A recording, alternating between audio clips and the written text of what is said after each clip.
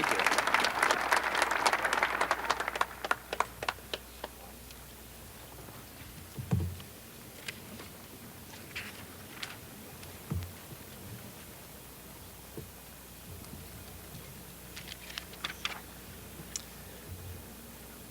The United States Marine Band will now play our national hymn, God of Our Fathers.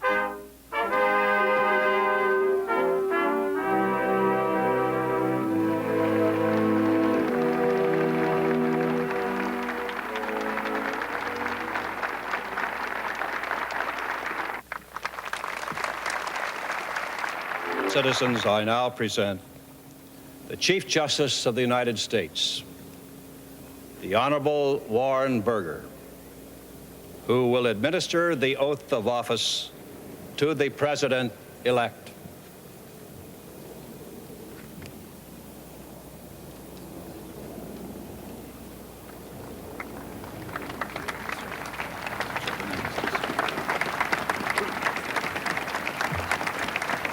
Governor, are you prepared to take the constitutional oath? I am. If you place your left hand on the Bible and raise your right hand and repeat after me, I, Ronald Reagan, do solemnly swear. I, Ronald Reagan, do solemnly swear that I will faithfully execute the office of President of the United States. that I will faithfully execute the office of President of the United States. And will, to the best of my ability, And will, to the best of my ability, preserve, protect, and defend preserve, protect, and defend the Constitution of the United States. the Constitution of the United States. So help you God. So help me God. Now, I congratulate you, sir.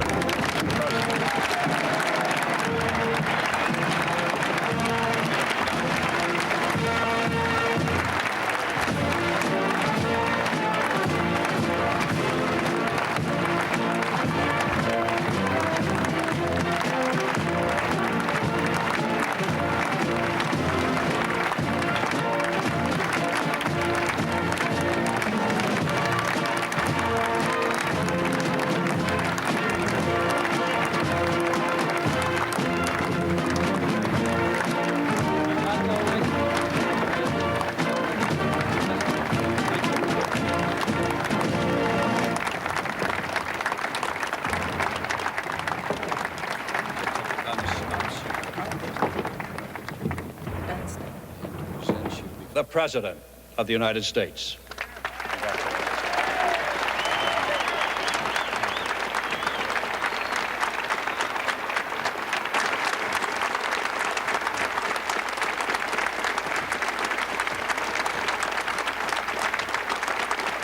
Thank you. Thank you. Senator Hatfield, Mr. Chief Justice, Mr. President, Vice President Bush, Vice President Mondale, Senator Baker, Speaker O'Neill, Reverend Mumaw, and my fellow citizens. To a few of us here today, this is a solemn and most momentous occasion. And yet in the history of our nation, it is a commonplace occurrence. The orderly transfer of authority as called for in the Constitution routinely takes place, as it has for almost 2 centuries, and few of us stop to think how unique we really are. In the eyes of many in the world, this every 4-year ceremony we accept as normal is nothing less than a miracle. Mr. President, I want our fellow citizens to know how much you did to carry on this tradition. By your gracious cooperation in the transition process, you have shown a watching world that we are a united people pledged to maintaining a political system which guarantees individual liberty to a greater degree than any other. And I thank you and your people for all your help in maintaining the continuity which is the bulwark of our republic.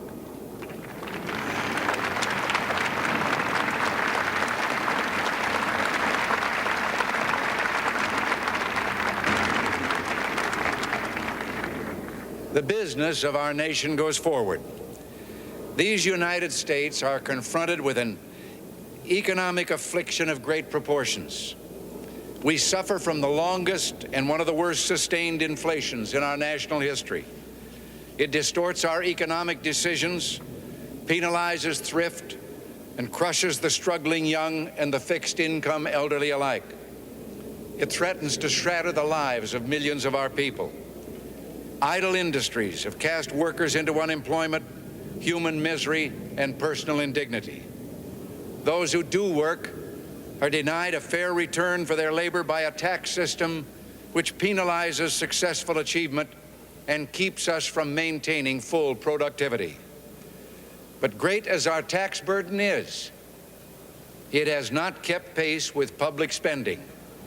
For decades, we have piled deficit upon deficit, mortgaging our future and our children's future for the temporary convenience of the present.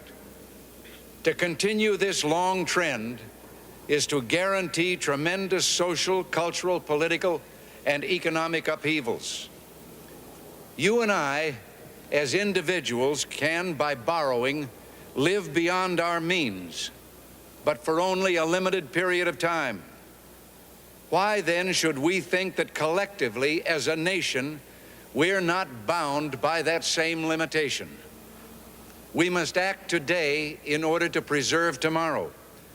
And let there be no misunderstanding. We're going to begin to act beginning today.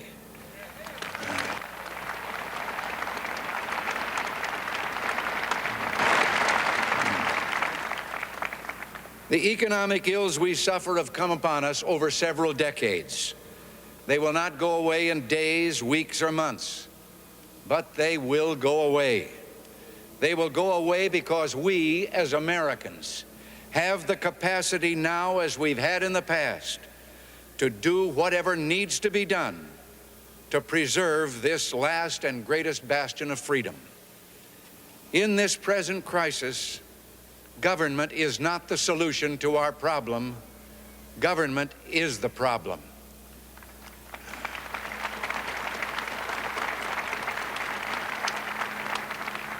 From time to time, we've been tempted to believe that society has become too complex to be managed by self-rule, that government by an elite group is superior to government for, by, and of the people. Well, if no one among us is capable of governing himself, then who among us has the capacity to govern someone else?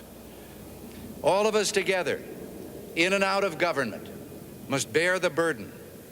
The solutions we seek must be equitable, with no one group singled out to pay a higher price. We hear much of special interest groups. Well, our concern must be for a special interest group that has been too long neglected. It knows no sectional boundaries or ethnic and racial divisions, and it crosses political party lines.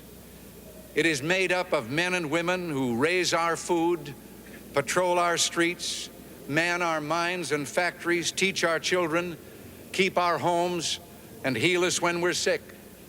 Professionals, industrialists, shopkeepers, clerks, cabbies, and truck drivers. They are, in short, we the people. This breed called Americans. Well, this administration's objective will be a healthy, vigorous, growing economy that provides equal opportunities for all Americans with no barriers born of bigotry or discrimination. Putting America back to work means putting all Americans back to work. Ending inflation means freeing all Americans from the terror of runaway living costs. All must share in the productive work of this new beginning, and all must share in the bounty of a revived economy. With the idealism and fair play which are the core of our system and our strength, we can have a strong and prosperous America at peace with itself and the world. So as we begin, let us take inventory. We are a nation that has a government, not the other way around. And this makes us special among the nations of the earth. Our government has no power except that granted it by the people. It is time to check and reverse the growth of government, which shows signs of having grown beyond the consent of the governed. It is my intention to curb the size and influence of the federal establishment and to demand recognition of the distinction between the powers granted to the federal government and those reserved to the states or to the people.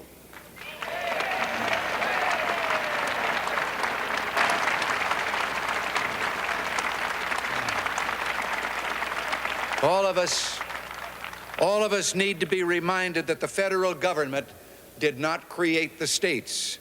The states created the federal government.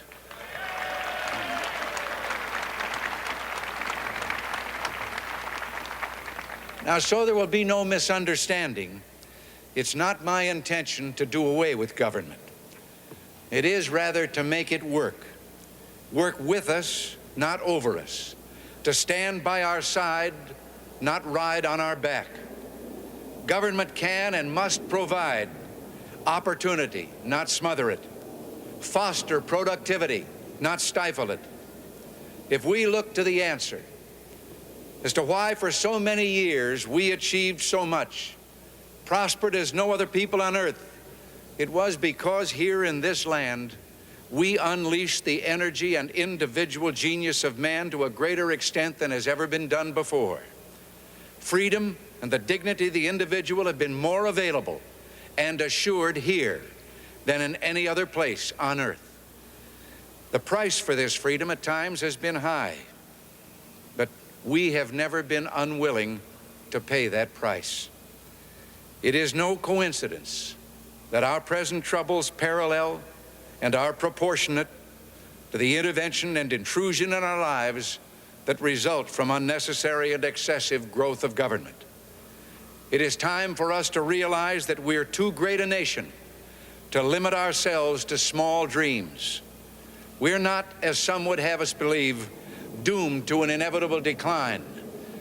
I do not believe in a fate that will fall on us no matter what we do. I do believe in a fate that will fall on us if we do nothing. So with all the creative energy at our command, let us begin an era of national renewal. Let us renew our determination, our courage, and our strength. And let us renew our faith and our hope. We have every right to dream heroic dreams. Those who say that we're in a time when there are no heroes, they just don't know where to look. You can see heroes every day going in and out of factory gates. Others, a handful in number, produce enough food to feed all of us and then the world beyond. You meet heroes across a counter, and they're on both sides of that counter. There are entrepreneurs with faith in themselves and faith in an idea who create new jobs, new wealth, and opportunity. They're individuals and families who take taxes support the government and whose voluntary gifts support church, charity, culture, art, and education. Their patriotism is quiet but deep. Their values sustain our national life. Now, I have used the words they and their in speaking of these heroes. I could say you and your, because I'm addressing the heroes of whom I speak, you, the citizens of this blessed land. Your dreams, your hopes, your goals are going to be the dreams, the hopes, and the goals of this administration, so help me God.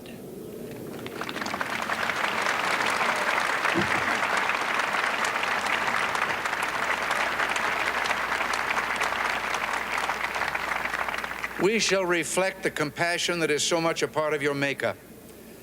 How can we love our country and not love our countrymen? And loving them, reach out a hand when they fall, heal them when they're sick, and provide opportunity to make them self-sufficient so they will be equal in fact and not just in theory. Can we solve the problems confronting us? Well, the answer is an unequivocal and emphatic yes. To paraphrase Winston Churchill, I did not take the oath I've just taken with the intention of presiding over the dissolution of the world's strongest economy.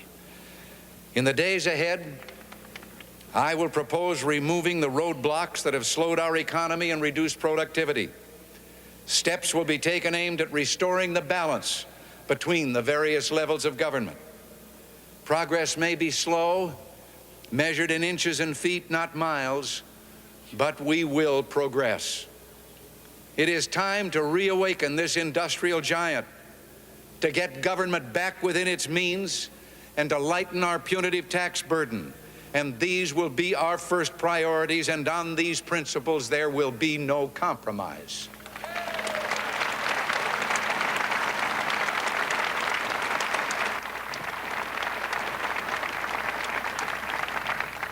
On the eve of our struggle for independence, a man who might have been one of the greatest among the founding fathers, Dr. Joseph Warren, president of the Massachusetts Congress, said to his fellow Americans, "Our country is in danger, but not to be despaired of. On you depend the fortunes of America. You are to decide the important question upon which rests the happiness and the liberty of millions yet unborn. Act worthy of yourselves." Well, I believe we, the Americans of today, are ready to act worthy of ourselves, ready to do what must be done to ensure happiness and liberty for ourselves, our children, and our children's children. And as we renew ourselves here in our own land, we will be seen as having greater strength throughout the world. We will again be the exemplar of freedom and a beacon of hope for those who do not now have freedom. To those neighbors and allies who share our freedom, we will strengthen our historic ties and assure them of our support and firm commitment. We will match loyalty with loyalty. We will strive for mutually beneficial relations. We will not use our friendship to impose on their sovereignty, for our own sovereignty is not for sale. As for the enemies of freedom, those who are potential adversaries, they will be reminded that peace is the highest aspiration of the American people. We will negotiate for it, sacrifice for it. We will not surrender for it now or ever.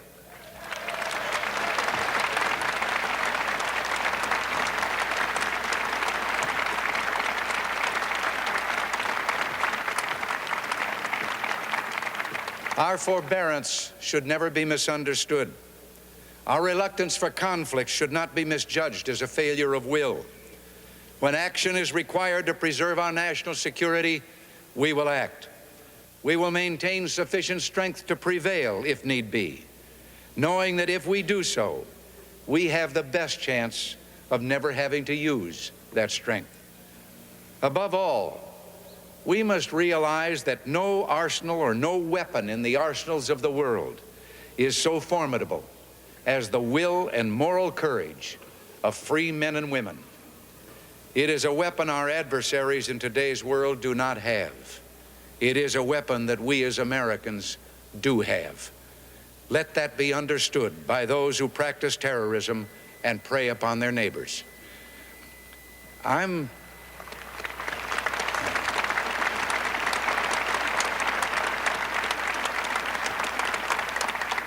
told that tens of thousands of prayer meetings are being held on this day.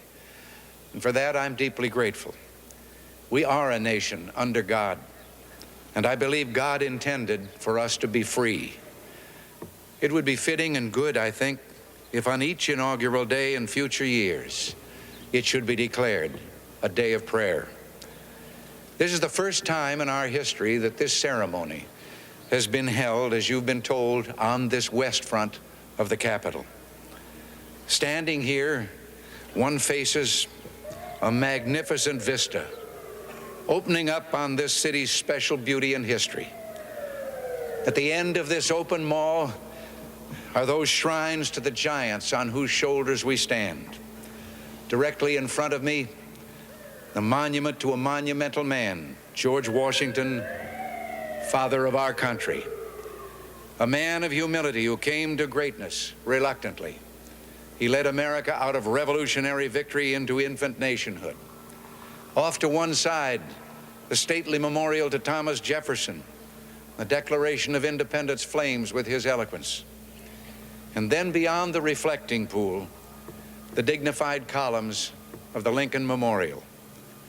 Whoever would understand in his heart the meaning of America will find it in the life of Abraham Lincoln. Beyond those monuments to heroism is the Potomac River, and on the far shore, the sloping hills of Arlington National Cemetery with its row upon row of simple white markers bearing crosses or stars of David. They add up to only a tiny fraction of the price that has been paid for our freedom. Each one of those markers is a monument to the kind of hero I spoke of earlier. Their lives ended in places called Belleau Wood, the Argonne, Omaha Beach, Salerno, and halfway around the world on Guadalcanal, Tarawa, Pork Chop Hill, the Chosin Reservoir, and in 100 rice paddies and jungles of a place called Vietnam. Under one such marker lies a young man, Martin Treptow, who left his job in a small-town barber shop in 1917 to go to France with the famed Rainbow Division. There on the Western Front, he was killed trying to carry a message between battalions under heavy artillery fire. We're told that on his body was found a diary. On the flyleaf, under the heading, "My Pledge," he had written these words: "America must win this war. Therefore, I will work, I will save, I will sacrifice, I will endure. I will fight cheerfully and do my utmost as if the issue of the whole struggle depended on me alone." The crisis we're facing today does not require of us the kind of sacrifice that Martin Treptow and so many thousands of others were called upon to make. It does require, however, our best effort and our willingness to believe in ourselves and to believe in our capacity to perform great deeds, to believe that together, with God's help, we can and will resolve the problems which now confront us. And after all, why shouldn't we believe that? We are Americans. God bless you and thank you. Thank you very much.